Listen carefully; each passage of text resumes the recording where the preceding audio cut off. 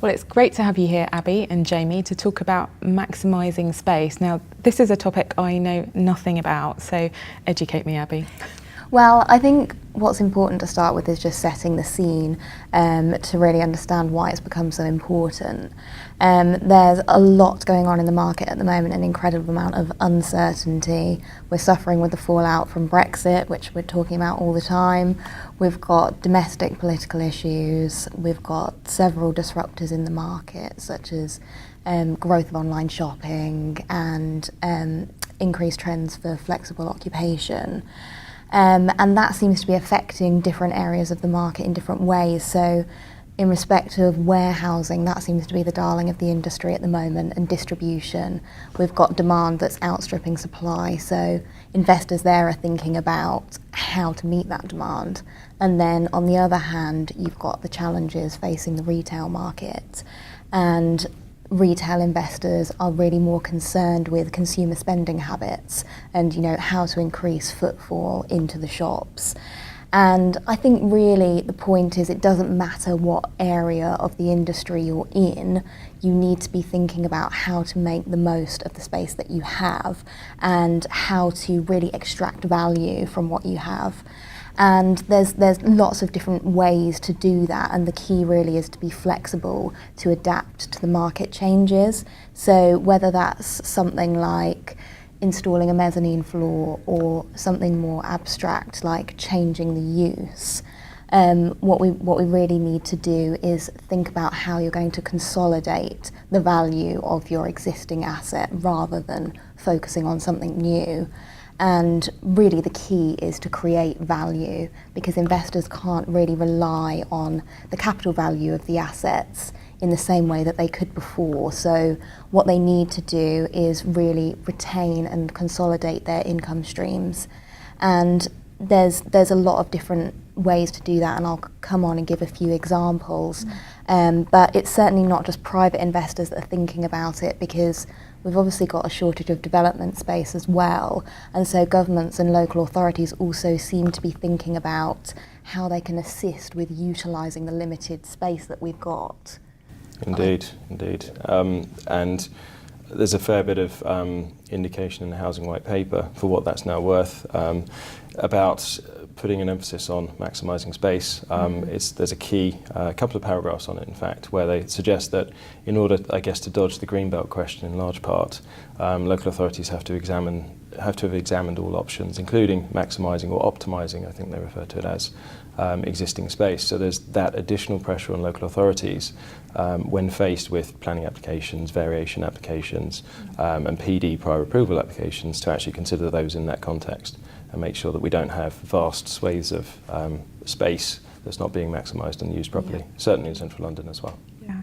Abbey, you mentioned mezzanine floors and also changing the use. Can you give me some other examples, perhaps? Yeah, I think one of the great examples is really thinking outside the envelope of your building, and sometimes that's literal and sometimes that's figurative. So there's a central London 5-star hotel at the moment that's a really good example, because they've recently been granted planning to extend up and down. And so obviously that's literally thinking outside the box of their building, but also figuratively, they're not just creating that space for additional hotel rooms, they're thinking about how to continue to attract their customers. So it's, potentially spa facilities, restaurants, bars. And so in that sense, it's thinking outside of what they do as to how to preserve and compete with their competitors in the market. Also, we're seeing supermarkets and shopping centres who are thinking about the airspace above their buildings and whether there's any development potential there, some discussion around residential development upwards. And it's also actually trickling through into auction rooms as well. We've seen a report come out recently that's shown an increase in sales of airspace and subsoil with development potential.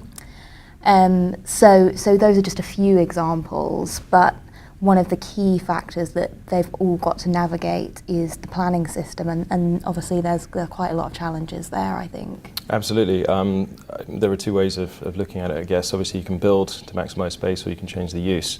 Both of those do meet some resistance from local planning authorities, depending on what you're looking to do and where the areas are. We mentioned permitted development rights. There are ongoing battles, certainly across London, between local authorities using Article 4 directions to restrict those rights to change uses, offices to residential being a prime example. And I think overall that there is that sense sometimes a bit of a distrust between the planning applicant coming in, possibly in tough times, which you mentioned at the beginning, and looking to polish the asset, shall we say, for commercial gain. And ultimately there isn't anything wrong with that at all. But there is that feeling sometimes the moral conscience kicks in, and the planning officer starts to think, well, hold on, what's the ulterior motive here? What's the planning purpose really behind this? Yeah. And you can meet some resistance. It entirely depends where you are. Sorry, Abbey. So you spoke about literally creatively pushing the envelope of that building. Is it all about density? I think there is a focus there for some sectors. So for warehousing, for example, where they're trying to meet the demand, size is important there, but it's also about being clever with the space that you've got. And there's some shopping centres that are doing this very well at the moment to try and get their consumers out from behind their computer screens and into the shops. And the way they're doing that is to try to create an experience. So you've got cinemas, you've got restaurants, you've got bars, there's all kinds of leisure facilities, and the purpose is to draw in those customers actually into the shops, because once you've got that footfall into the shops, you're going to be able to secure tenants, and once you've got tenants, that's going to generate your income stream. And that's what investors and lenders are really looking for, especially in these uncertain times at the moment. And it's really a constant evolution of trying to retain tenants. And we've seen a lot of change. Like 20 to 30 years ago, you'd sign up a tenant for 10 to 15 years and you've got that certainty, whereas you can't rely on those contractual commitments anymore. Tenants aren't really wanting to sign up, broadly speaking, as much to those longer lease terms. So you really need to be thinking about how you're going to make yourself more attractive, and those kind of mixed uses within the building, creating something different, creating a draw that's going to bring people in is what tenants are looking for, because obviously they want certainty that they're going to have consumers attending their shops. And you know, to be able to do that, you've just really got to be able to navigate the planning system.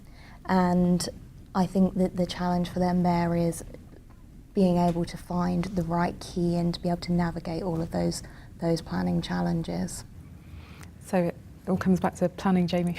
Ultimately it does, yeah. I mean, there are those challenges, and I guess just from a practical perspective, it might seem quite easy sometimes to say, well, we're going to change the use, or we're going to reconfigure the building slightly, but you do have to be aware that obviously I've mentioned Article 4 directions, which restrict your permitted development rights in certain areas. There are also planning conditions which can do the same thing. So quite often we've had planning conditions and we've reviewed them, and there's a bit of case law quite recently on this as to how express a local planning authority needs to be in drafting a condition to restrict those rights. And the wording can be pretty open-ended, and it can be open to interpretation. So I would caution reading a planning permission and you know, going off and doing something that you think will be a great commercial decision without understanding exactly what you can and can't do.